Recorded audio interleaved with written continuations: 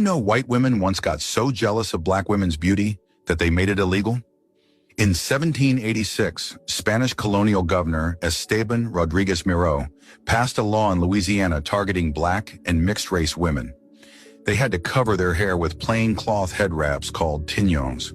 White women complained that black women's elaborate hairstyles made them too attractive and confident. These weren't enslaved women. They were free women of color with economic independence and relationships with white men. The law was designed to humiliate them, to strip away their dignity and beauty. I know what you guys are going to say. That was back in the day. I still think that happens today as far as sport. You know they have something called an import rule. It's a rule to keep a team or a professional team or having a certain number of their own countrymen. We might be like, oh, but that's for like Australian pride. You do it because you're not good enough to compete. So what does the world do? We want to celebrate our own people. And I understand your countrymen may want to see your own people, but let the market decide.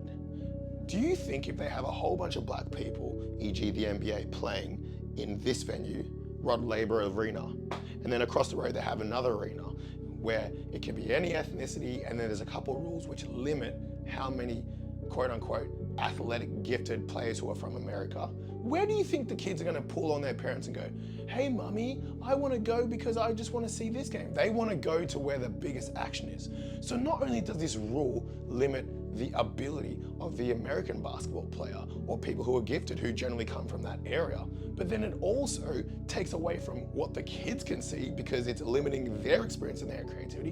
And even furthermore, this rule is so dangerous and so disgusting that it even limits the business owner. The business owner will just be like, well, I have $100 million and I want to get all my team with the best players. Why not do that? But instead there's like a government or a regulating party or an official party goes, no, no, no, you can't use that much to get all the other players because it's going to be unfair. Well, what happened to working hard and whoever's the best should have the reward at the end? And there's something which is learnt in having a stronger market for the best players or the best businessmen. Because if you're not good enough, hey, that's not for me. Or, hey, no, I want to be in that. Let me work harder. But that's not what they do they? They strip the opportunity. So instead of letting it be a free market like capitalism, so to speak, they go, no, you can only have 2 to 3 players from a nation which is not ours because we want to have our homegrown talent.